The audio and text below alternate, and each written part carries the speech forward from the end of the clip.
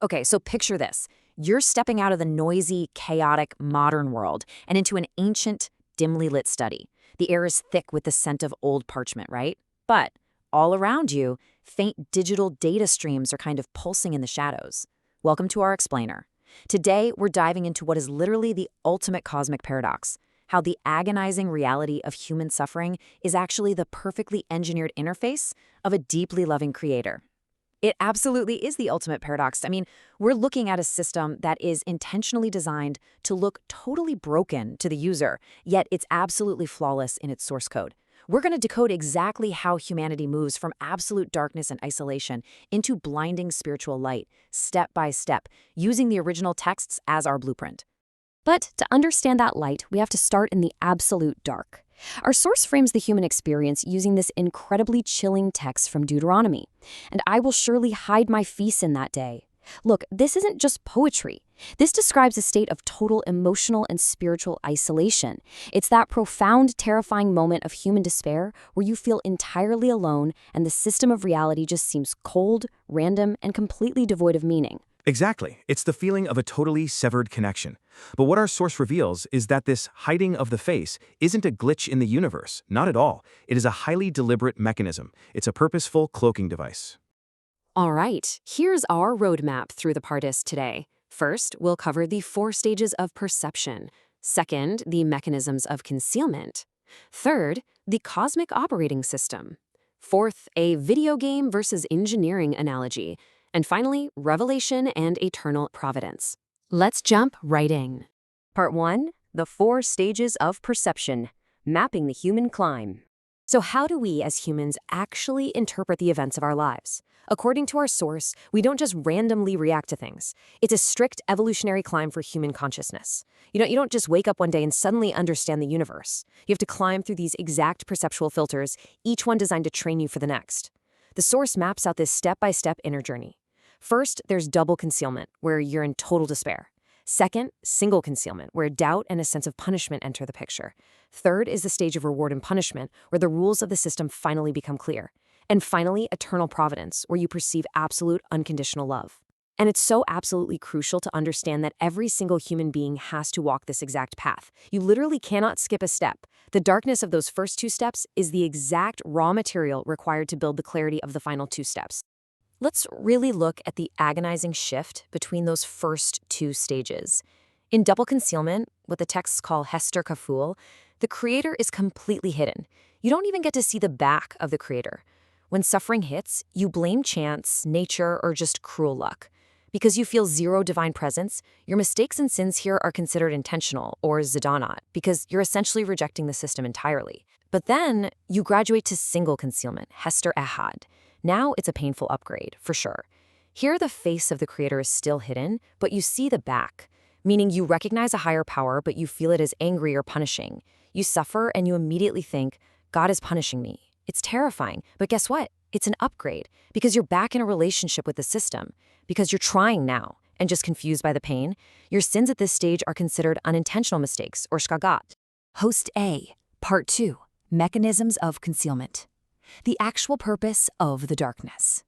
So we have to ask, why this agonizing setup? Why must the user interface of reality be so incredibly harsh? We're shifting now from the human experience to the perspective of the architect, because if the creator is ultimately good, as the source insists over and over, then this darkness cannot be a mistake. It has to be a highly functional tool. Right.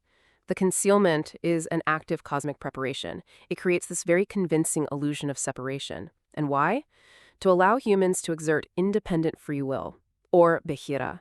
If the infinite light of the creator were completely visible, you'd basically be a robot, just totally overwhelmed by it. Exactly. The suffering and effort in the dark act as a catalyst. They're the friction required to forge your spiritual vessels, your kelim. Without this struggle in the dark, you literally wouldn't have the internal hardware capable of perceiving or holding the light once it actually turns on. The effort is what refines your inner interface. And this brings us into the sod, the secret level of the texts.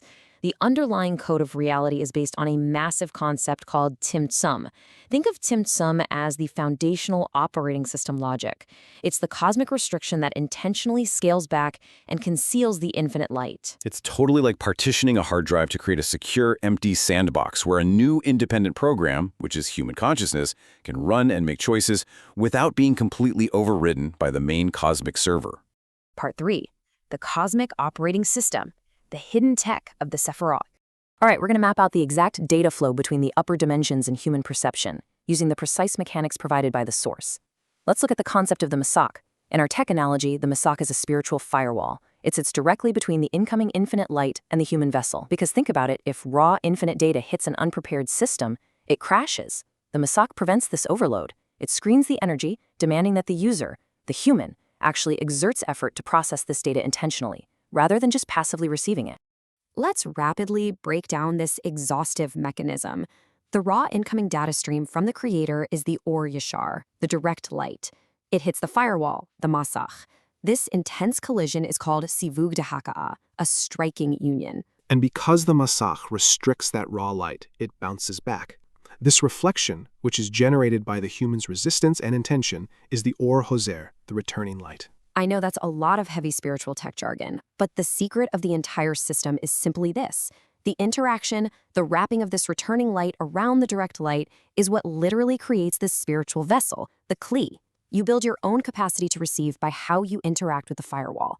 And remember, we aren't inventing these concepts. This is the exact interface processed in the source texts.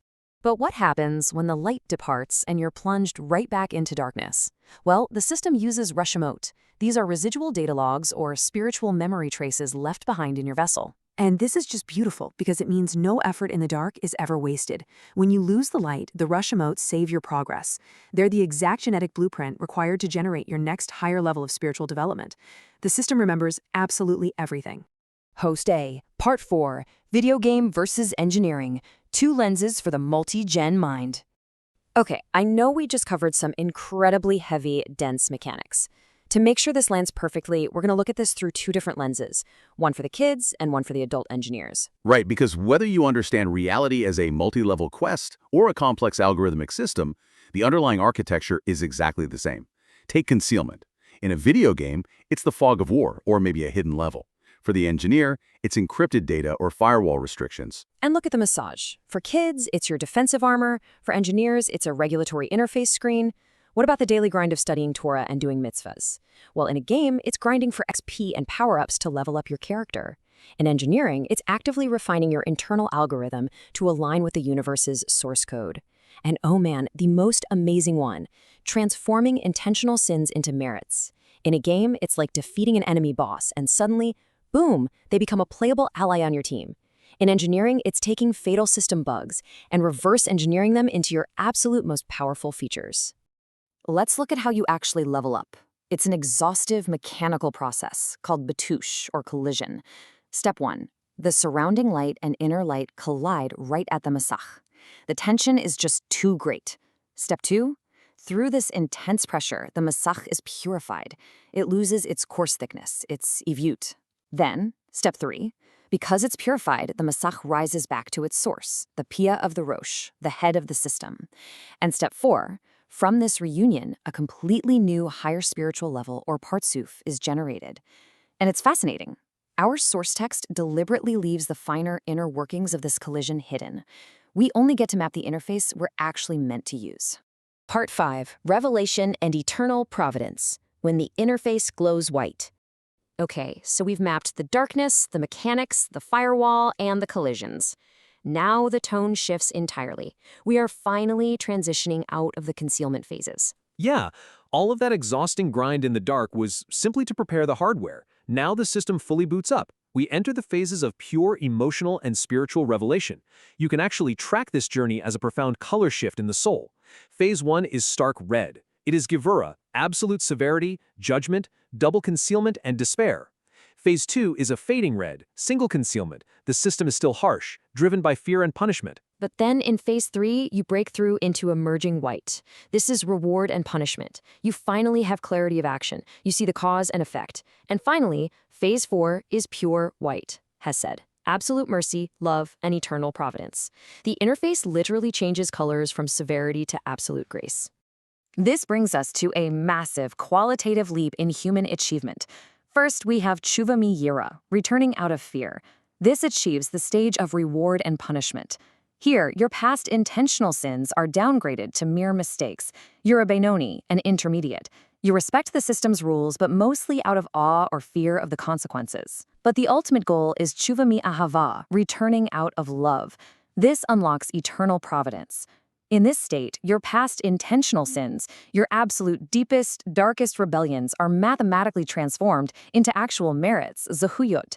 You become a tzaddik gamor, completely righteous, perfectly aligned with the loving source code.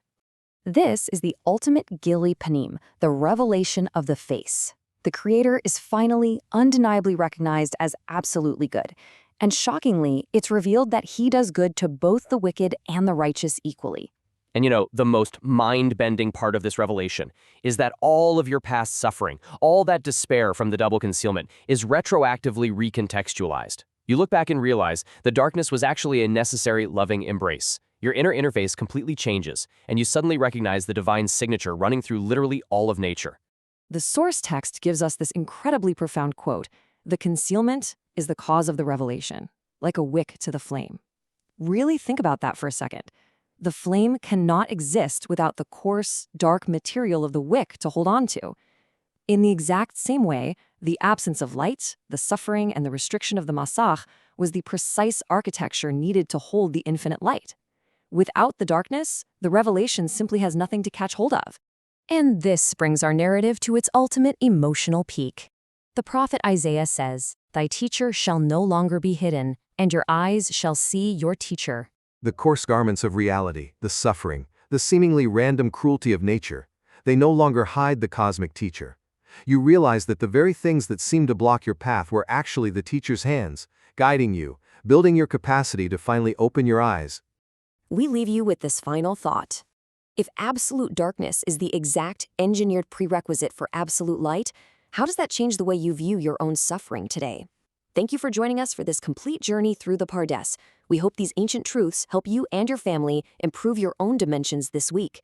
If you enjoyed this full chapter deep dive, please like, subscribe, and share which part of the journey touched your soul in the comments. We'll see you in the next chapter.